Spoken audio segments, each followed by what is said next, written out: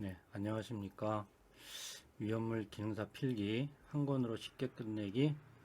오래간만에 뵙겠습니다. 지금 한 2주 정도 지난 것 같은데요. 연말 연초가 돼서 저도 좀 다른 일 때문에 우연치 않게 바빠가지고 좀 2주 정도 지난 다음에 다시 강의를 찍게 됐습니다. 일단 늦은 감이 있지만 여러분들 새해 복 많이 받으시고 올해 또 시험 준비하시는 분들 다 합격하시기를 기원드리겠습니다. 자, 오늘부터 강의 드릴 거는요, 약간 좀 시간이 짧을 수도 있어요.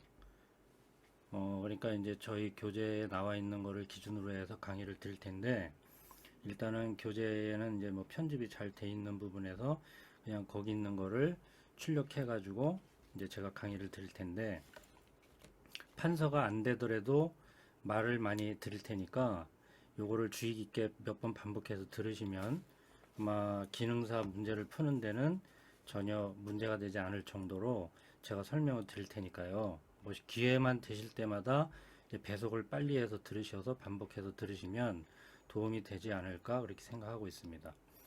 자, 오늘은 15번째 강의고요. 지금 이제 저희 교재에는 대표 빈출 그래서 46번하고 47번에 이제 소개되어 있는 부분을 하나로 묶어서 오늘 강의를 드릴 거예요.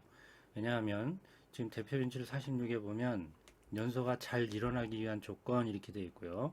47은 발화점이 낮아지는 조건 이렇게 되어 있는데 결국에는 같은 의미라고 보시면 돼요.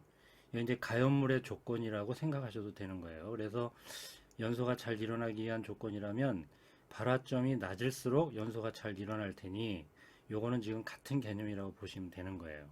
그런데 이제 시험은 46번과 같이 나오기도 하고 대표 빈출 47번과 같이도 지문에 이제 물어보니까 이렇게 이제 분리를 해서 이제 대표 빈출로 소개를 드리는 거죠. 자, 일단 본문으로 한번 들어가 볼게요.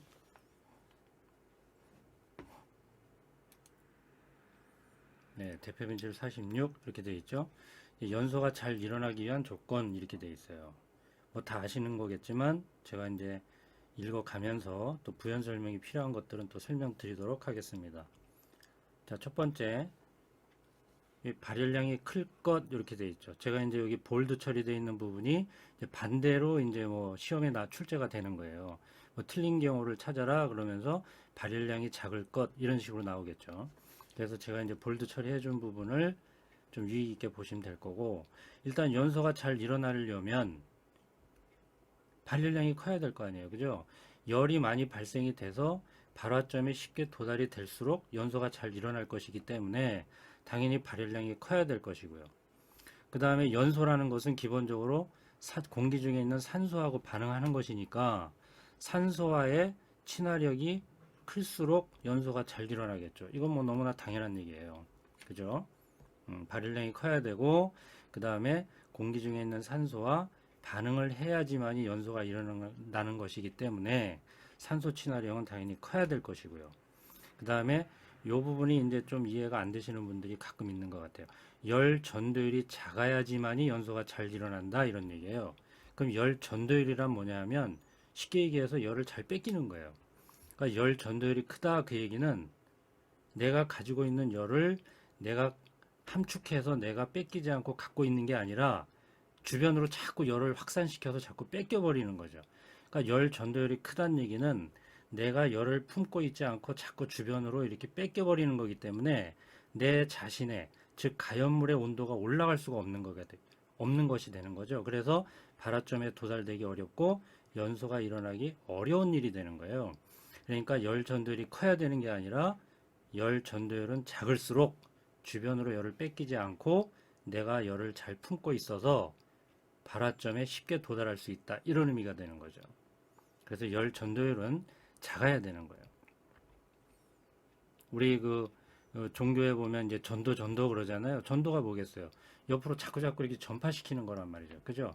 그러니까 열도 내가 가지고 있는 게 아니라 옆으로 자꾸 전파시킨다 이런 얘기예요. 그러니까 열 전도율이 크다 그 얘기는 열을 자꾸 주변으로 뺏긴다 이런 얘기니까 연소가 잘 일어나지 않겠죠. 아시겠죠? 이해하셨나요? 그래서 열 전도율은 작아야 된다. 이 말은 내가 열을 함축하고 있다 이런 뜻이 되는 거예요. 주변으로 뺏기지 않고. 자, 그 다음에 요거는 이제 기초화학 강의할 때 제가 이제 설명을 드렸던 부분인데, 활성화 에너지는 작아야 된다 그랬어요. 다시 한번 설명드리면, 반응이 이렇게 진행이 될 때요. 여기가 이제 반응 물질이에요. 그죠? 여기가 이제 생성 물질이면 반응이 진행될 때 곧바로 이렇게 진행되는 경우는 없다 그랬어요. 반드시 반응이 진행될 때는 중간에 이렇게 어떤 뛰어넘어야 될 산의 높이가 있다라고 제가 이제 쉽게 이제 설명을 드렸는데, 반드시 반응 물질에서 생성 물질로 가기 위해서는 이렇게 뛰어넘어야 될 산이 있단 말이에요. 이걸 우리는 활성화 에너지 장벽이라고 한다 그랬어요. 그래서 이 활성화 에너지 장벽이 높으면 높을수록 이쪽으로 가기가 힘들겠죠. 활성화 에너지 장벽이 낮을수록 반응 물질이 생성 물질로 가기가 훨씬 더 쉬워질 거란 말이에요. 그러니까 연소 반응도 일종의 화학 반응이기 때문에 연소가 빨리 잘 일어난다는 얘기는 반응 물질들이, 즉 가연 물질들이 공기 중에 있는 산소와 쉽게 반응을 해서 쉽게 불이 일어나야 된다는 뜻이기 때문에, 그죠?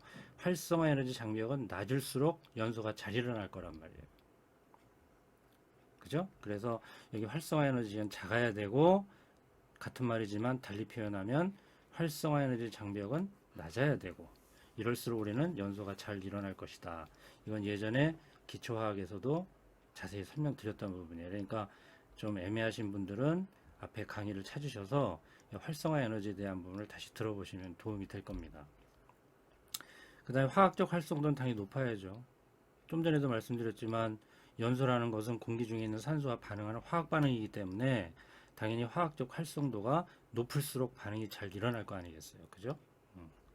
그 다음에 연쇄 반응을 수반할 것 그랬어요.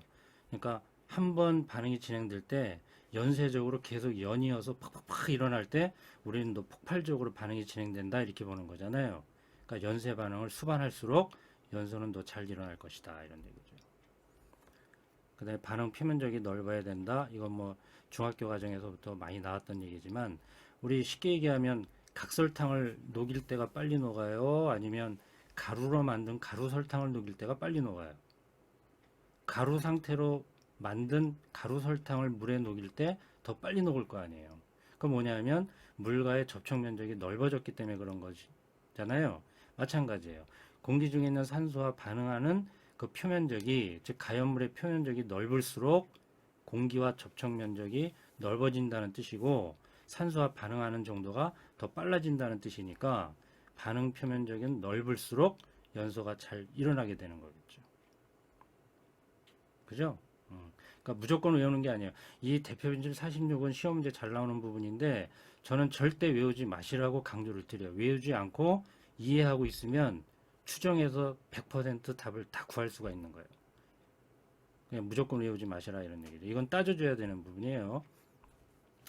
그 다음에 산소 농도는 당연히 산소하고 반응하는 거에 상소 농도는 높아야 되겠죠.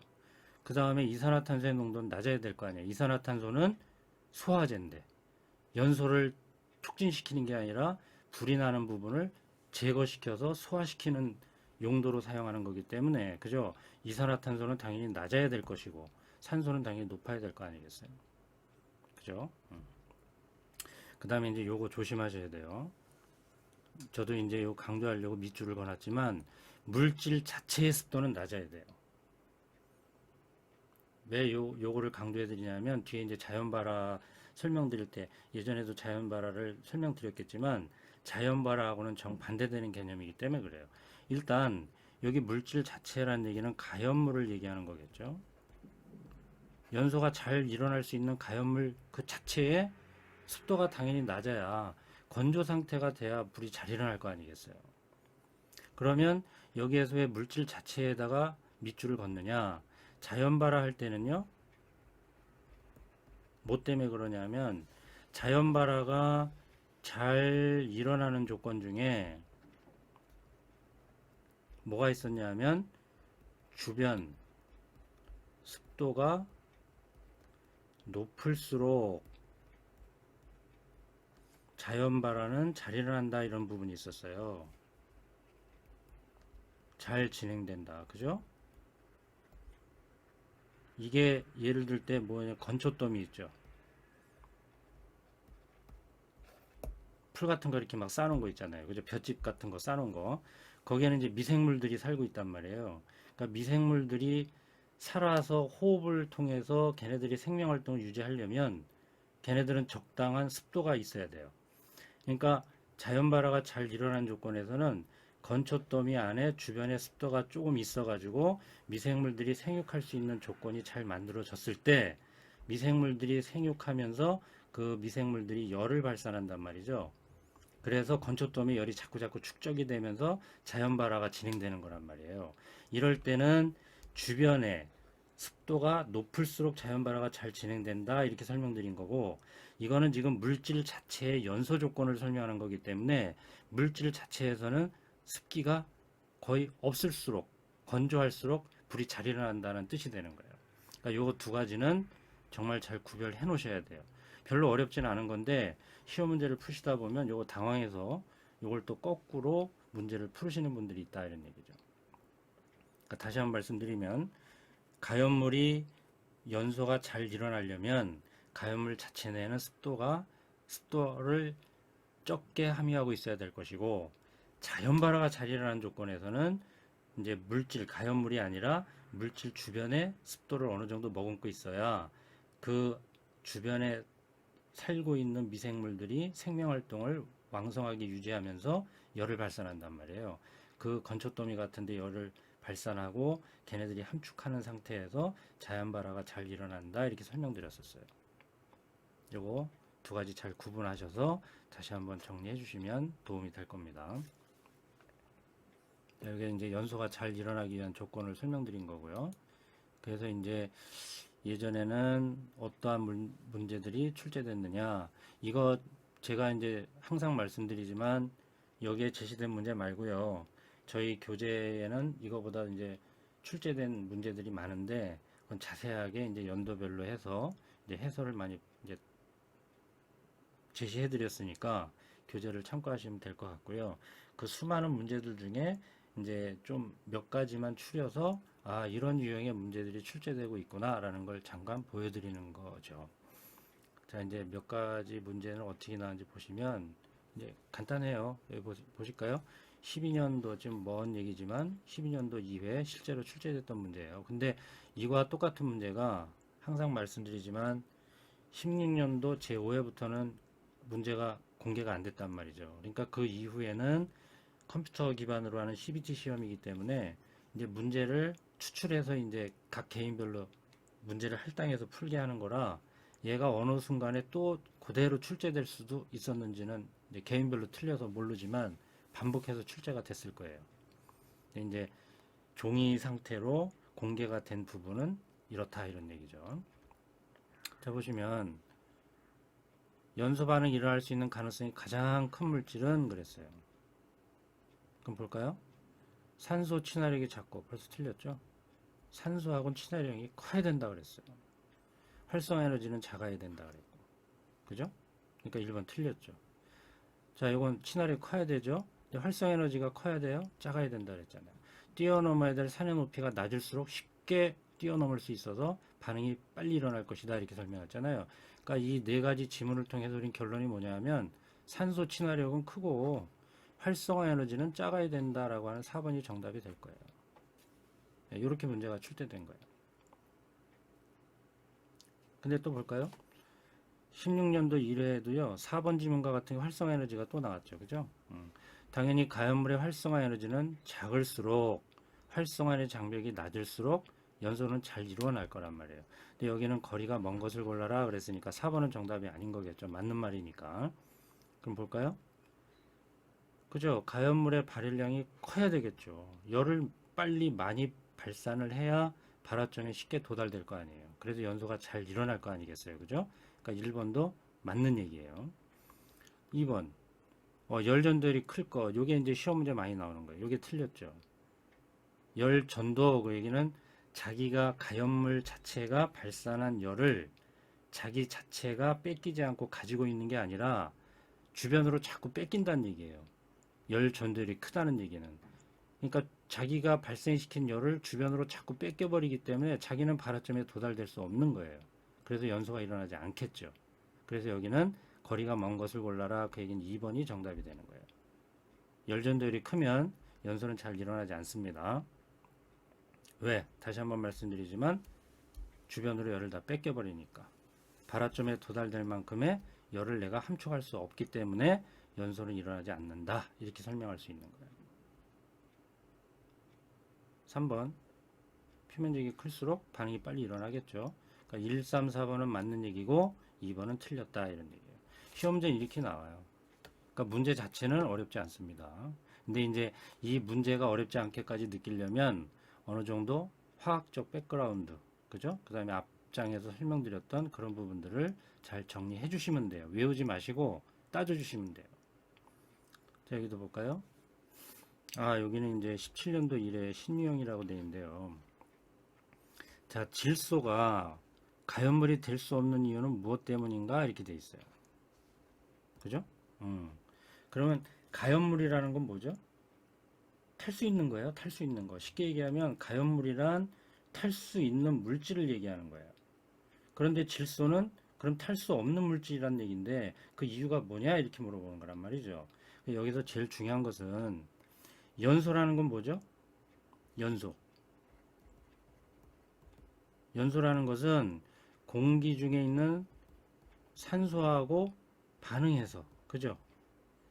다량의 열을 발생시키고, 그죠? 빛을 발생시키는 거예요. 이게 연소란 말이죠.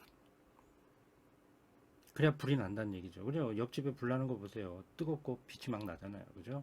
그러니까 연소라는 것은 공기 중에 있는 산소와 반응해서 열과 빛을 발산하는 게 연소 조건인데 질소는 그렇게 될 수가 없어요. 왜냐? 질소는 대표적으로 흡열 반응 물질이기 때문에 그래요. 이거 중요합니다. 예전에는 시험지 잘 나오지 않았던 건데 이게 최근에 신유형으로 나온 걸로 지금 파악이 되고 있어요. 그래서 질소가 가연물이 될 수 없는 이유는 흡열 반응하기 때문에. 흡열 반응이 뭐죠? 반응이 진행되면 공기 중에 있는 열을 오히려 자기 몸체 안으로 끌어들인다는 얘기예요. 그러니까 열을 발산해야 발화점까지 도달할 텐데 얘는 반응이 진행되면서 주변에 있는 열을 자기 몸체 안으로 끌어들이기 때문에 주변의 온도를 더 떨어뜨린다는 얘기가 되는 거예요. 그래서 연소가 진행되기 어렵다 이런 얘기죠.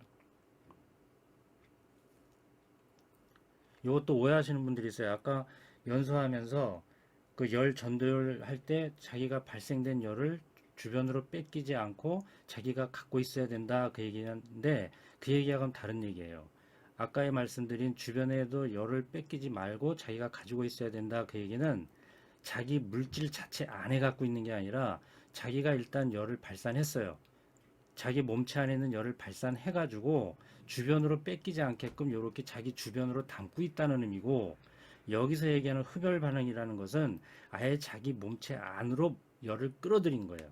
그래서 자기 몸체 주변에 열을 자기 몸 안으로 끌어들여서 주변의 온도를 더 떨어뜨린 상황이 된 거예요. 약간 개념이 달라요. 그래서 어쨌거나 얘는 흡열 반응을 하는 물질이기 때문에 주변의 온도를 더 떨어뜨려서 발화점에 도달되기를 더 어렵게 만들기 때문에 가연물이 될 수 없다. 이렇게 설명할 수 있는 거죠. 그래서 여기는 정답이 2번이 가장 합당한 지문이 되는 거예요. 산소와 반응을 하겠지만 열을 흡수하는 흡열 반응하는 물질이기 때문에 이 질소는 가연물이 될 수 없다. 이런 얘기죠. 여기 여담으로 또 하나 말씀드릴까요? 나온 김에. 그럼 가연물이 될 수 없는 것들은 질소 말고 뭐가 있느냐? 흡열 반응 물질이죠.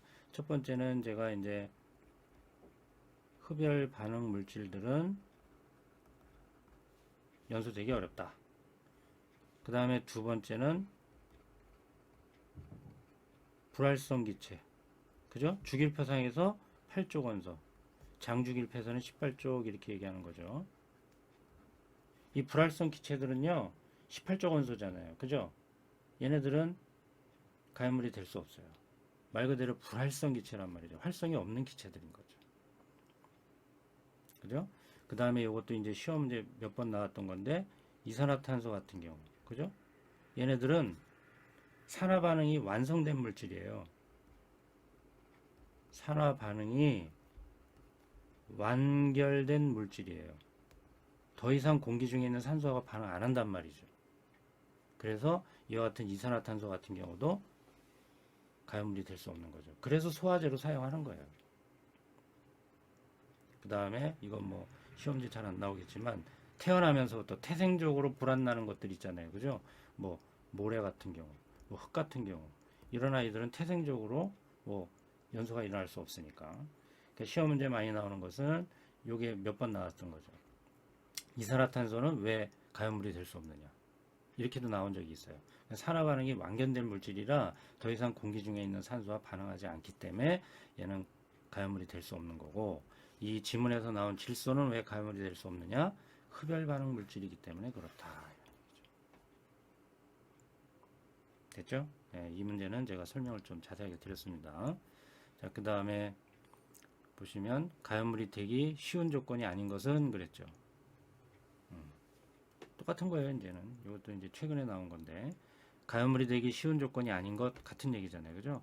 활성화 에너지가 커야 된다? 이게 틀렸죠. 그죠? 활성화 에너지 장벽은 낮을수록 반응이 잘 진행되기 때문에 활성화 에너지는 작아야 된다 그랬어요. 이제 활성화 에너지가 커야 된다 그랬으니 얘는 반응이 진행되기 어려운 조건을 얘기한 거고, 가연물이 되기 쉬운 조건이 아닌 것이죠. 나머지 표면적 넓어야 돼, 열전도율 낮아야 돼, 그죠? 산소 친화도 높아야 돼. 계속 반복되는 문제죠. 예, 문제는 이렇게 출제가 됐습니다. 자, 이제 연소가 잘 되는 조건, 뭐 이거하고 또 같은 얘기지만 또 한번 복습 차원에서 볼까요? 근데 이건 약간 좀 이제 소수라는 그 개념 정도가 다른 부분이 좀 있어서 한번 볼까요? 발화점이 낮아진다. 발화점이 낮아진다는 것은 앞에 거하고 똑같은 개념이에요. 쉽게 연소가 잘 일어나는 조건을 골라라 이런 얘기예요. 이거 아까 나왔잖아요. 그죠? 아까 나온 거 볼까요? 산소 농도 커야 돼요. 공기 중에 있는 산소와 반응을 하는 것이 불이 나는 거고 연소가 일어나는 거기 때문에 산소 농도가 클수록 연소가 잘 일어날 거 아니에요. 연소가 잘 일어난다는 얘기는 발화점이 그만큼 낮아지는 조건이 되는 거예요. 산소 친화도가 당연히 커야 되겠죠. 당연히 얘는 불 끄는 거니까 이산화탄소 친화도는 낮아야 되겠죠. 표면적 넓어야 되겠죠.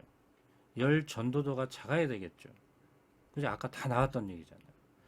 자체적인 열량을 발산하는 정도는 커야 되겠고, 화학적 활성도가 커야 되죠.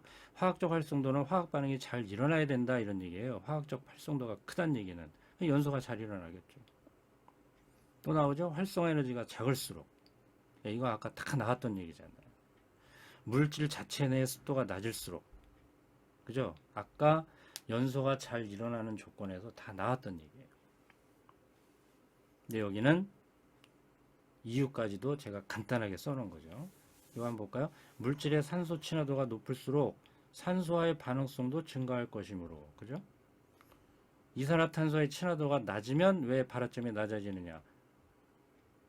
소화되기 어렵고 연소가 잘 일어날 것이므로, 그죠? 이산화탄소는 소화시키는 건데 당연히 이산화탄소와의 친화도가 낮다면 연소가 잘 일어날 거 아니겠어요?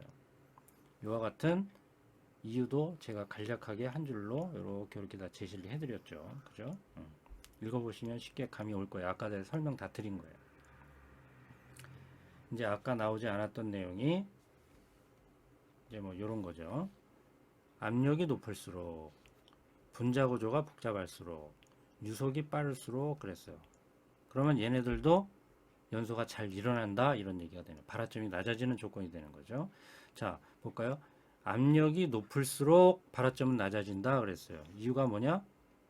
압력이 높다는 얘기는 물질 간의 거리가 가까워질 거 아니에요. 그죠? 그러니까 물질의 인력이 증대되고 에너지 축적이 용이해지므로 발화점은 더 낮아질 수 있다 이런 얘기예요. 열 에너지의 축적이 함축적으로 더 용이해지기 때문에 아까 열 전도도가 낮아진다라는 거하고 일맥상통하는 얘기가 되는 거죠. 그래서 쉽게 연소는 일어날 것이다. 또 여기 보세요. 요거 재밌는 얘기죠. 요것도 지문으로 한 번 나온 적이 있어요. 분자 구조가 복잡할수록 발화점은 낮아진다 그랬어요. 이유가 뭐냐? 열 축적이 용이해진다. 그러니까 분자 구조가 복잡하면 복잡할수록 가두어 놓을 수 있는 가능성이 커진다는 얘기예요. 쉽게 얘기해서 뭐 장갑이나 천조가리 볼까요? 장갑에 구멍이 숭숭숭 뚫렸어요. 그러면 열이 다 그 사이로 삐져나갈 거 아니에요. 그죠? 함축하기가 어렵단 말이에요. 근데 분자 구조가 복잡해서 또 장갑의 그 구조가 아주 세밀해가지고 복잡하게 이중 삼중으로 돼 있으면 열이 빠져나가기 어려울 거 아니에요. 그죠? 그러니까 열 축적이 용이해지기 때문에 분자 구조가 복잡할수록 발화점은 낮아진다. 연소는 잘 일어날 것이다. 이런 얘기가 되는 거죠. 또 요 유속이 빠를수록 그랬어요. 저 액체의 그 위험물 중에 그죠? 대표적인 게 이제 제4류 위험물 인화성 액체 같은 거죠. 얘네들은 대부분이 정전기를 발생시키는 비전도성 물질이란 말이에요. 그런데 비전도성 물질은 정전기를 발생하기 쉬우니 정전기를 일으키지 않게 하려면 유속을 느리게 해야 된다라고 하는 것도 시험 문제 잘 나왔단 말이죠. 그런데 유속을 빨리 한다? 거기에는 전전기 발생 위험을 증대시킬 거 아니에요. 그래서 불꽃이 튈 확률을 높여줄 것이고 연소가 잘 일어나게끔 될 것이니까 유속이 빠를수록 발화점은 낮아질 수밖에 없다. 이런 얘기가 되는 거죠. 아시겠죠? 예, 그러니까 이 정도만 알고 있으면 연소가 잘 일어나는 조건, 발화점이 낮아지는 조건에 대한 문제는 다 해결할 수 있을 것으로 보입니다. 자, 문제 한번 볼까요? 자, 여기 착화 온도 그랬는데 이거 뭐냐? 똑같은 얘기예요. 발화점, 발화 온도라고 같은 얘기예요. 발화 온도, 뭐 발화점 이 말하고 착화 온도는 같은 얘기입니다. 그럼 여기 착화 온도라고 나왔으니까 그러면 그냥 일반적인 발화라는 거하고요. 자연 발화라는 거를 제가 이제 한마디로 말씀드리면 발화, 발화점 그러잖아요. 얘는 온도를 가해준다 이런 개념을 생각하면 쉽게 이해가 될 거예요. 온도를 가해준다.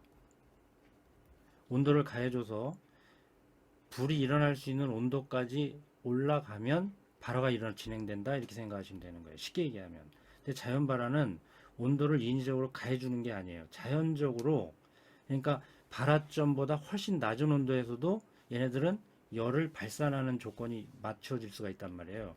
그러니까 만약에 A라는 물질의 발화점은 뭐 350도라고 해보자고요. 그런데 이 350도보다 훨씬 낮은 온도 뭐 30도, 우리 뭐 50도 요 정도가 돼도요. 얘네들은 조금씩 열을 함축하거나 열을 발생해서 얘네들이 열을 주변에 뺏기지 않고 조금씩 발생된 열을 계속해서 이렇게 함축시키다 보면 이 온도까지 도달이 되겠죠. 그러면서 자연적으로 불이 일어난다. 이게 자연 발화의 개념인 거예요. 그러니까 발화점이라는 얘기는 온도를 인위적으로 가해줬을 때 연소되거나 폭발을 일으킬 수 있는 최저 온도를 우리는 발화점이라고 얘기하는 거고, 자연 발화는 그 발화점보다 낮은 온도에서 서서히 진행되면서 열을 함축시켜 가지고 발화점까지 도달됐을 때 자연적으로 일어나는 발화를 우리는 자연 발화라고 한다. 이렇게 생각하시면 되는 거예요. 됐죠? 자, 이제 다시 문제로 와서 여기 착화 온도가 낮아지는가 가장 관계가 있는 것은 그랬잖아요. 그죠? 2번이겠죠. 아까 설명 다 드렸으니까 압력이 높을수록 열 축적이 용이해져서 발화점이 낮아지고 연소가 잘 일어날 수 있다. 이런 얘기예요. 발열량은 커야 되고 습도는 물질 자체의 습도를 얘기하는 거예요. 낮아야 되고 산소의 결합력은 증대됐을 때 연소가 잘 일어날 거 아니에요. 그래야 착화 온도가 낮아질 거 아니에요. 그죠? 다 같은 얘기예요. 같은 얘기죠. 물질의 발화 온도가 낮아지는 경우는 그랬잖아요. 이제 끝났죠. 그죠? 화학적 활성도가 클 때, 즉 공기 중의 산소와 쉽게 반응해서 화학적으로 반응이 잘 진행됐을 때 우리는 발화 온도가 낮아진다 이렇게 설명하는 거죠. 나머지는 다 반대예요. 그죠? 발열량은 커야 되고 산소의 농도는 커야 되고 친화력도 커야 되고 다 틀린 얘기잖아요. 자, 또 볼까요? 다 같은 얘기예요. 그죠? 엄청나게 많이 나왔어요. 다 같은 얘기예요. 발화점이 낮아지는 경우를 골라라 그랬죠? 발열량이 커야 되겠죠. 나머지 뭐예요? 다 반대로 서술되어 있는 거겠죠? 화학적 활성도는 커야 될 것이고 산소와 친화력도 좋아야 될 것이고 주위의 압력도 높아야지만이 발화점은 낮아진다. 이 앞에 다 서술이 된 거잖아요. 그죠? 자, 이렇게 해서 연소, 그 다음에 발화점이 낮아지는 경우 연소가 잘 되는 조건, 일맥상통하는 부분이 있어서 요거를 하나로 묶어서 제가 인강으로 다시 제시해 드렸으니까 제 강의를 몇 번 해서 한 두세 번만 반복해서 들으시면 여기에 출제되는 문제는 어렵지 않게 해결할 수 있을 것으로 보여집니다. 자, 오래간만에 저도 강의를 드렸는데요. 요 마무리 짓고 16강에서 다시 뵙도록 하겠습니다. 네, 수고하셨습니다.